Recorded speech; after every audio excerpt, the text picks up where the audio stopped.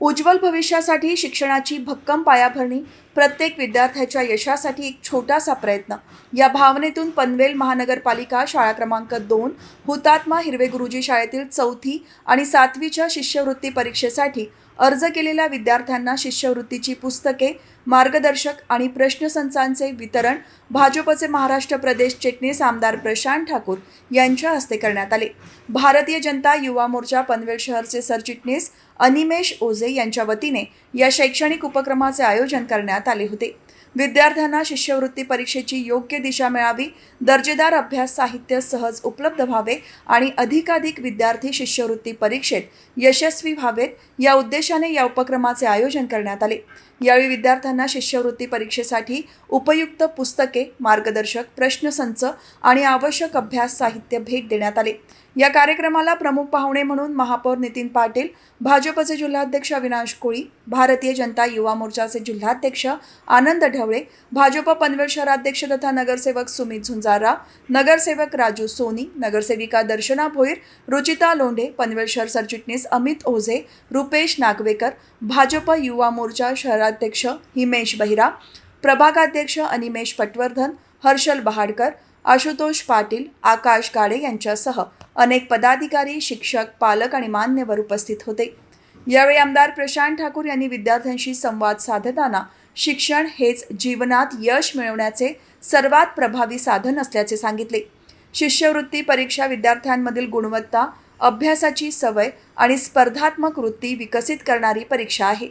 नियमित अभ्यास, वेळेचे योग्य नियोजन, सातत्यपूर्ण सराव आणि आत्मविश्वास यांच्या बळावर प्रत्येक विद्यार्थी निश्चितच यश मिळवू शकतो असा विश्वास त्यांनी व्यक्त केला.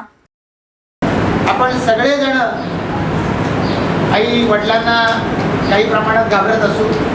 सगळ्यात जास्त ज्या गोष्टीला घाबरतो ती म्हणजे परीक्षा, आणि त्या परीक्षेचा सराव करण्याच्या दृष्टिकोनातून अनिमेश यांनी आपल्या सर्वांच्यासाठी जे साधन सामुग्री उपलब्ध करून दिलेली आहे त्या साधन सामुग्रीला निश्चितपणानं मला असं म्हणायचं आहे की एक चांगल्या अशा पद्धतीच्या विचारांची पार्श्वभूमी आहे की आपल्या परिसरामधले महापालिका शाळेचे विद्यार्थी या विद्यार्थ्यांना त्यांच्या जीवनामध्ये पुढे जाण्याच्या दृष्टिकोनातून आपण सहकार्य केलं पाहिजे. इथे 4थीला असलेली मुलं कोण कोण हातवरती करा. 4थीला आम्ही आहोत. 4थीला असेल ही सगळी मुलं 4थीला आहे आणि ही मला वाटतं हे सगळं साहित्य ते या हात खाली घ्या. त्या सगळ्या मुलांना ते साहित्य तू पण हातवरती गरज पडतो. तुझं 4थीला नाही ना, तर या सगळ्या मुलांना हे साहित्य या ठिकाणी दिलं जाणार आहे. 7वीची मुलं कोण कोण आहेत हातवरती करा. 7वीच्या मुलांनाही ते साहित्य दिलं जाणार आहे. आणि मला असं वाटतं हात खाली घ्या. मला असं वाटतं की जेव्हा या पद्धतीचा एखादा कार्यक्रम आपल्या शाळेमध्ये होतो, आपल्यापैकीच सहकाऱ्यांना त्यांच्या उज्ज्वल भवितव्यासाठी त्यांची परीक्षा त्यांना चांगल्या पद्धतीनं देता यावी यासाठी त्या अशा पद्धतीचं सहकार्य कोणीतरी देऊ करत आहे की बाब मुलांच्या लक्षात राहीलच. शिक्षक असतील किंवा परिसरातले नागरिक असतील या सगळ्यांना सुद्धा ही भावना निश्चितपणानं सुखावणारी आहे.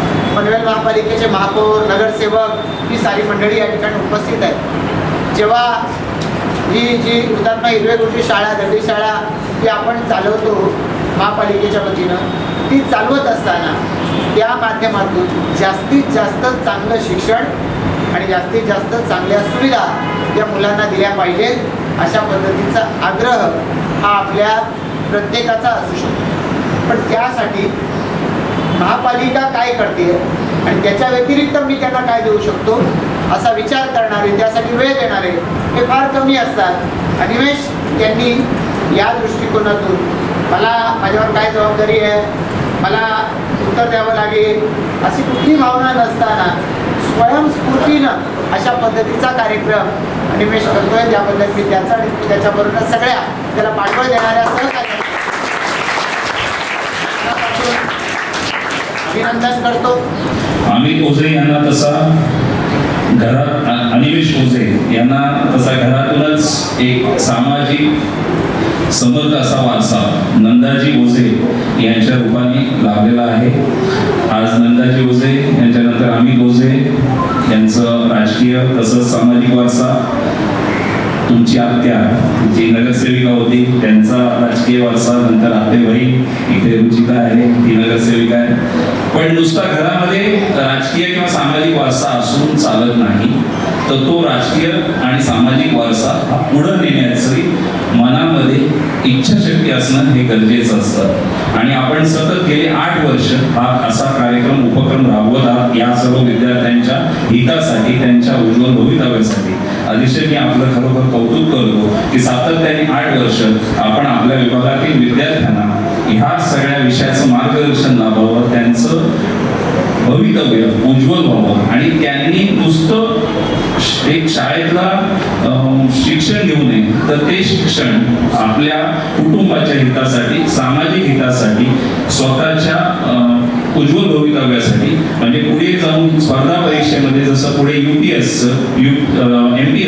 MPSC असतं, तसं आज त्यांची ही पायाभरणी आहे. आणि ह्या परिसराला या शाळेचे माजी विद्यार्थी आहेत त्यांना माहीत असेल की या परिसराला एक स्पर्धा परीक्षांचं एक उज्ज्वल असा वारसा आहे. कपिल जोशी सर त्यावेळेला इथे क्लासेस घ्यायचे, स्पर्धा वर्तक सर घ्यायचे. असा एक परंपरा चांगली या विभागाची. आणि आपल्या विभागाची परंपरा जपण्यासाठी आपण जे आपल्या सहकाऱ्यांच्या वतीने जे स्तुत्य उपक्रम करत आहात त्याबद्दल अनिमेश जोस ओझे आपल्याला मी खरोखर मनपूर्वक शुभेच्छा देतो. आणि हा अतिशय चांगला कार्यक्रमाला आम्हाला बोलवल्याबद्दल आपले धन्यवाद मानतो. कारण या सर्व मुलांच्या डोळ्यात आम्ही बघतोय त्यांचे स्वप्न आहेत आणि त्या स्वप्नांना बळ देण्याचं काम आपण करत आहात. खरोखर आपण आपल्या सुद्धा पुढील वाटचालीसाठी शुभेच्छा देऊन थांबतो. दरवर्षी एक शैक्षणिक वर्षाची सुरुवात झाली की अशा प्रकारे मी काही ना काही विद्यार्थ्यांसाठी कार्यक्रम करत असतो. जसं मागच्या वर्षी आपण शालेय साहित्य वाटप केलेलं, ज्यात जवळपास आपण 170 ते 175 मुलांना सर्व शालेय साहित्य वाटप हे विरूपाक्ष मंदिरात जिल्हाध्यक्ष अविनाशजी कोळे यांच्या हस्ते केलेलं. त्याच्या अगोदर वह्या वाटपांचा कार्यक्रम केला. आणि ह्या वर्षी आता जी आपली जी हुतात्मा हिरवे गुरुजी शाळा आहे, ज्या शाळेत आमचे वडील, आमचे आजोबा, आमच्या आजूबाजूचे सर्व नागरिक शिकले, त्या शाळेतल्या 4थी आणि 7वीच्या शिष्यवृत्तीच्या बसलेल्या मुलांना आपण या ठिकाणी जी पुस्तकं आहेत किंवा प्रश्नसंच आहेत, गाईड आहेत, त्याचं वितरण आपण आमदार प्रशांत दादा ठाकूर यांच्या हस्ते आज आपण या ठिकाणी करत आहोत. मित्रांनो, तुमचं तर पहिले सर्वप्रथम कौतुक आहे की शैक्षणिक अभ्यासक्रमासोबत तुम्ही ही जी शिष्यवृत्तीची परीक्षा देताय यात तुम्हाला खूप फायदा होणार आहे. म्हणजे आम्ही जेव्हा स्कॉलरशिपची परीक्षा दिली तेव्हा 3 विषय होते, एक बुद्धिमत्ता, एक गणित आणि एक मराठी. म्हणजे बुद्धिमत्ता म्हणायला गेलं की त्यात त्रिकोण देतात किंवा चौकोन देतात. मग तुम्हाला विचारतात आरशात हा त्रिकोण दाखवला तर तुम्हाला कसं दिसेल, किंवा 2, 4 आणि 3 नंतर काय येणार, म्हणजे 2 गुणे 4 आणि 3 नंतर 6. माझ्यावर विश्वास ठेवा, हेच सगळे प्रश्न आम्ही आता इंजिनिअरिंगला जेव्हा जॉबसाठी अप्लाय करतो तेव्हा ऍप्टिट्यूडला हेच सगळे प्रश्न विचारले जातात. आणि आमचं बेस अशा ज्या शिष्यवृत्ती किंवा स्कॉलरशिपच्या परीक्षा आहेत त्यामुळे अजून स्ट्रॉंग होत जातं.